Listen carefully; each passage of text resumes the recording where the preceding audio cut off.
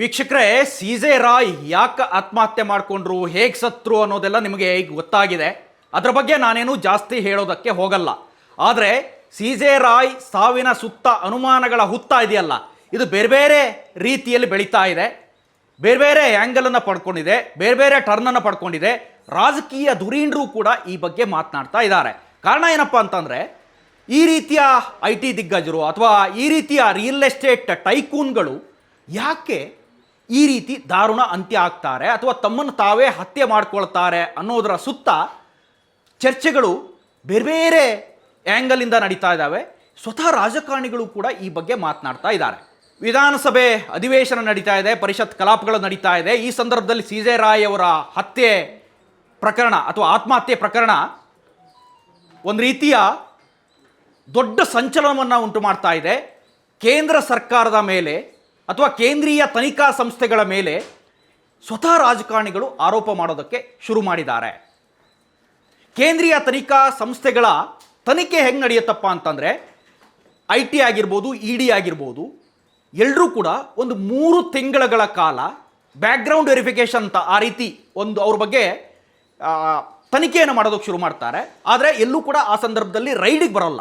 ಒಂದು 2-3 ತಿಂಗಳ ಕಾಲ ಅವ್ರ ಬಗ್ಗೆ ತನಿಖೆಯನ್ನು ಮಾಡೋದಷ್ಟೇ ಅವ್ರ ಕೆಲಸ ಆಗಿರುತ್ತೆ. ಮತ್ತು ಕೇಂದ್ರೀಯ ತನಿಖಾ ಸಂಸ್ಥೆಗಳು ಬಂದಂಥ ಸಂದರ್ಭದಲ್ಲಿ ಬಹುತೇಕ ಸಾರಿ ಎವಿಡೆನ್ಸ್ಗಳನ್ನು ಇಟ್ಕೊಂಡೇ ಬಂದಿರ್ತಾರೆ. ಇದನ್ನ ನಿಮ್ಮ ಗಮನಕ್ಕಿರಲಿ. ಈಗ ಕಾನ್ಫಿಡೆಂಟ್ ಮಾಲೀಕ ಏನು ಸಾವನ್ನಪ್ಪಿದ್ರಲ್ಲ, ಇವರ ಸಾವಿನ ಹಿನ್ನೆಲೆ ಏನಿದೆ, IT ರೈಡ್ ಅಂತ ಹೇಳಲಾಗ್ತಾ ಇದೆಯಲ್ಲ, ಇದರ ಸುತ್ತ ಒಂದಿಷ್ಟು ವಿಚಾರಗಳನ್ನು ಗಮನಿಸಿದರೆ ಯಾವ್ಯಾವ ವಿಚಾರಣೆ ಮಾಡಿದರು ಅನ್ನೋದಾದರೆ, ಒಂದು 2 ತಿಂಗಳಿಂದ ಸತತ ಇವರು ವಿಚಾರಣೆ ನಡೀತಾನೆ ಇತ್ತು. ಇವರ ತಮ್ಮ ವೈಟ್ ಕೋಲ್ಡ್ ಬಾಬು ಅವರ ವಿಚಾರಣೆ ಕೂಡ ನಡೆದಿತ್ತು. ಮಕ್ಕಳನ್ನು ಕೂಡ ವಿಚಾರಣೆ ಮಾಡಿದರು. ಇವರ ಮಗ ಕೂಡ ಫಾರಿನ್ನಲ್ಲಿ ಅವರ ಬಿಸ್ನೆಸ್ಸನ್ನು ನೋಡ್ಕೊಳ್ತಾ ಇದ್ರು. ಅಂದರೆ ಫಾರಿನ್ ಹೆಡ್ ಅನ್ನೋ ಥರದಲ್ಲಿ, ಅಂದರೆ ವಿದೇಶದಲ್ಲಿ ಏನಾದರೂ ವ್ಯವಹಾರ ಆಗಬೇಕು ಅಂತಂದರೆ ಇವ್ರ ಮಗ ಅದನ್ನು ನೋಡ್ಕೊಳ್ತಾ ಇದ್ರು. ಸೊ ಈಗ ವಿಧಾನಸಭೆ ನಡೀತಾ ಇರುವ ಈ ಹೊತ್ತಿನಲ್ಲಿ ಕಾಂಗ್ರೆಸ್ ಇದನ್ನು ಭಾಳ ಗಂಭೀರವಾಗಿ ಪರಿಗಣಿಸಿದೆ. ಸೊ ಈ ಹಿಂದೆ ಆದಂಥ ಕೆಲವು ಪ್ರಕರಣಗಳನ್ನು ಕೂಡ ಮೆನ್ಷನ್ ಮಾಡ್ತಾ ಇದ್ದಾರೆ ಕೆಲವು ನಾಯಕರುಗಳು.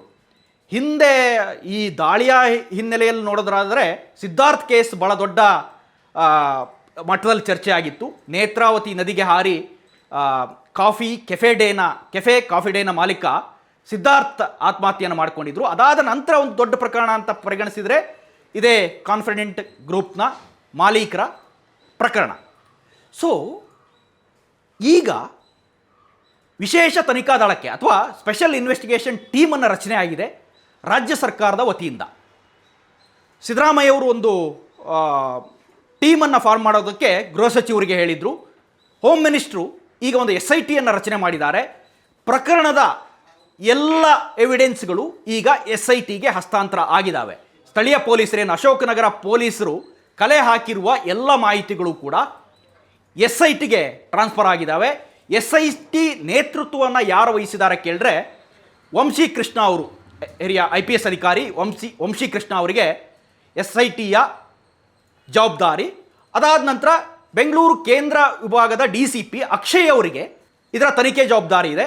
ಅಶೋಕನಗರ ಇನ್ಸ್ಪೆಕ್ಟರ್ ಕೂಡ ತನಿಖೆಯ ಭಾಗವಾಗಿರ್ತಾರೆ. ಇನ್ಸ್ಪೆಕ್ಟರ್ ಮತ್ತು ACP DCP ಇನ್ಸ್ಪೆಕ್ಟರ್ ಮತ್ತು ವಿಶೇಷ ತನಿಖಾ ದಳದ ಮುಖ್ಯಸ್ಥರಾಗಿ ವಂಶಿಕೃಷ್ಣ ಇದ್ದಾರೆ.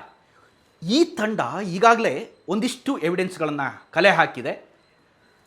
ಕೇರಳದಿಂದ ಬಂದಿತ್ತಲ್ಲ ತನಿಖಾ ತಂಡ, ಈ IT ತನಿಖಾ ತಂಡ, ಕೃಷ್ಣ ಪ್ರಸಾದ್ ಅನ್ನೋರನ್ನ ಈಗಾಗಲೇ ವಿಚಾರಣೆ ನಡೆಸಲಾಗಿದೆ. ತನಿಖಾ ತಂಡದ ಮುಖ್ಯಸ್ಥರವರು ಕೇರಳದಿಂದ ಬಂದಂಥ IT ತನಿಖಾ ತಂಡದ ಮುಖ್ಯಸ್ಥರು ಮತ್ತು ಅವರ ಗುಂಪು ಯಾರೂ ಕೂಡ ಕೇರಳಕ್ಕೋ ಅಥವಾ ದೆಹಲಿಗೋ ವಾಪಸ್ ಹೋಗದೇ ಇರುವಂತೆ ಬೆಂಗಳೂರು ಪೊಲೀಸರು ನೋಡ್ಕೊಂಡಿದ್ದಾರೆ.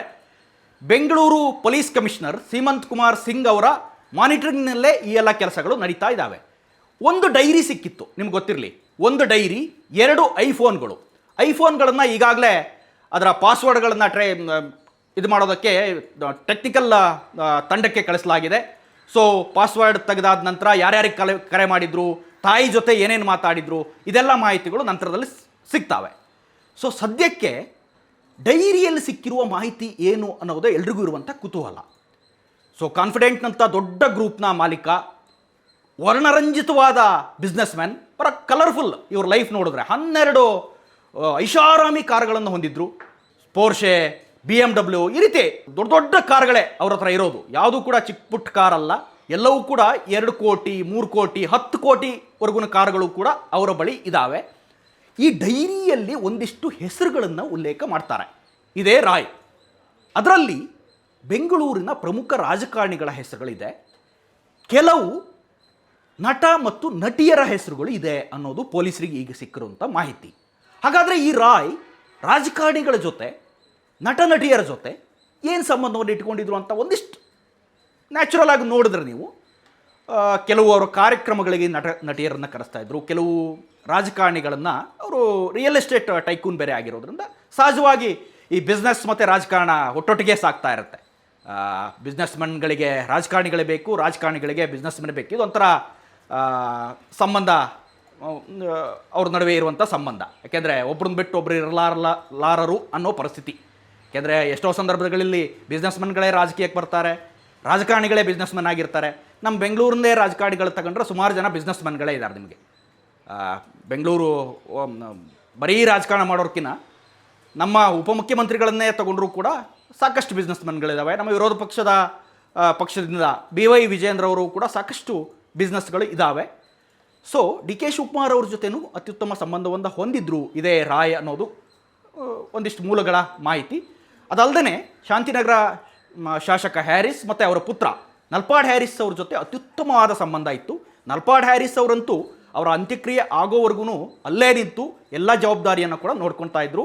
ಬನ್ನೇರುಘಟ್ಟ ರಸ್ತೆಯ ಕ್ಯಾಸಾಗ್ರಾಂಡಾದಲ್ಲಿ ಅವರ ಅಂತ್ಯಕ್ರಿಯೆ ಆಗುತ್ತೆ. ಆ ಜವಾಬ್ದಾರಿಯನ್ನು ಕೂಡ ರಾಜ್ಯದ ನಾಯಕರು ಮತ್ತು ನಲ್ಪಾಡ್ ಅವರು ಇಂಥವರೆಲ್ಲ ವಹಿಸ್ಕೊಂಡಿದ್ರು. ಮತ್ತು ಅವರು ವೈಟ್ ಗೋಲ್ಡ್ ಬಾಬು ಅವ್ರ ತಮ್ಮ ಕೂಡ ಅದರಲ್ಲಿ ಭಾಗಿಯಾಗಿದ್ದರು. ತಮ್ಮ ಮಾಡ್ತಾ ಇರೋ ಆರೋಪ ಅಷ್ಟೇ, IT ಅಧಿಕಾರಿಗಳ ಕಿರುಕುಳ ಬಿಟ್ಟರೆ ಬೇರೆ ಯಾವ ಸಾಲಾಗಿಲ್ಲ ಇರಲಿಲ್ಲ ಅಂತ ಹೇಳ್ತಾ ಇದ್ದಾರೆ. ಹಾಗಾದರೆ ಈ ಹೆಸರುಗಳ ಮೂಲಕ ಏನು ಹುಡುಕೋಕೆ ಹೊರಟಿದ್ದಾರೆ ರಾಜ್ಯ ಪೊಲೀಸರು ಅನ್ನೋದು, ಅಥವಾ SIT ತಂಡ ಅನ್ನೋದು, ಯಾಕಾಗಿ ಈ ಹೆಸರುಗಳನ್ನೆಲ್ಲ ಉಲ್ಲೇಖ ಮಾಡಿದರು, ಡೈರಿಯಲ್ಲಿ ಈ ಹೆಸರುಗಳು ಯಾಕೆ ಬಂದವು ಅಂತ. ಕೆಲವು ಹೆಸರುಗಳು ಗೊತ್ತಾಗಿದೆ, ಆದರೆ ತನಿಖೆ ನಡೀತಾ ಇರುವ ಸಂದರ್ಭದಲ್ಲಿ ಈ ಹೆಸರನ್ನು ಹೇಳೋದು ಸೂಕ್ತ ಅಲ್ಲ. ಮುಂದಿನ ದಿನಗಳಲ್ಲಿ ಅದನ್ನು ಪೊಲೀಸರು ಕೂಡ ಬಹಿರಂಗ ಪಡಿಸ್ಬೋದು. ಈಗ ರಾಜಕಾರಣಿಗಳು ಮತ್ತು ನಟ ನಟಿಯರ ಸಂಬಂಧದ ಬಗ್ಗೆನೇ ಸ್ವಲ್ಪ ಜಾಸ್ತಿ ತನಿಖೆ ಹೋಗ್ತಾ ಇದೆ, ತನಿಖೆ ದಾರಿ ಆ ಕಡೆನೇ ಸಾಗ್ತಾ ಇದೆ. ಇನ್ನೊಂದು ಭಾಗದಲ್ಲಿ ಇದೇ ಅಧಿಕಾರಿಗಳು ಅಥವಾ ಬೆಂಗಳೂರು ಪೊಲೀಸರು ಅಥವಾ SIT ತಂಡ ಕೇರಳದ IT ಅಧಿಕಾರಿಗಳನ್ನು ಕೂಡ ವಿಚಾರಣೆಗೆ ಒಳಪಡಿಸಿದ್ದಾರೆ. ಈಗಾಗಲೇ ಅವ್ರ ಬಳಿ ಸಿಕ್ಕಂಥ ಎಲ್ಲ ಲ್ಯಾಪ್ಟಾಪ್ಗಳನ್ನು ಅಥವಾ ಆಫೀಸಲ್ಲಿ CCTV ಇರಲಿಲ್ಲ, ಅದನ್ನು ಆಫ್ ಮಾಡಿಸಿದ್ರು ಅಂತ ಹೇಳ್ತಾರೆ. ಆದರೆ ಕೆಲವು ಹೋಟೆಲ್ಗಳಿಗೂ ಕೂಡ ಇತ್ತೀಚೆಗೆ ಅವ್ರು ಹೋಗಿದ್ದರು. CCTV ಫುಟೇಜ್ಗಳನ್ನು ಕೂಡ ಈಗಾಗಲೇ SIT ಅಧಿಕಾರಿಗಳು ತಗೊಂಡಿದ್ದಾರೆ. ಮುಖ್ಯವಾಗಿ ಈ ನಟ ನಟಿಯರ ಸಂಬಂಧದ ಬಗ್ಗೆನೇ ಒಂದಿಷ್ಟು ಹೆಚ್ಚಿನ ಮಾಹಿತಿಯನ್ನು ಕಲೆ ಹಾಕ್ತಾ ಇದ್ದಾರೆ. ಇದಿಷ್ಟು ಈ ಕ್ಷಣದ ಅಪ್ಡೇಟ್ಸ್. ಇಂಥದ್ದೇ ಮತ್ತಷ್ಟು ಕಂಟೆಂಟ್ಗಾಗಿ ನೋಡ್ತಾ ಇರಿ ಸುಮನ್ TV ಕನ್ನಡ. ಹಾಗೆಯೇ ನೀವೇನಾದರೂ ನಮ್ಮ ಚಾನಲ್ನ ಸಬ್ಸ್ಕ್ರೈಬ್ ಮಾಡಿಲ್ಲ ಅಂತಂದರೆ ಈ ಕೂಡಲೇ ಶೇರ್ ಮಾಡಿ, ಸಬ್ಸ್ಕ್ರೈಬ್ ಮಾಡಿ ಮತ್ತು ಲೈಕ್ ಮಾಡಿ. Thank you. For business and personal promotions in Suman TV Kannada, please contact 9686376663.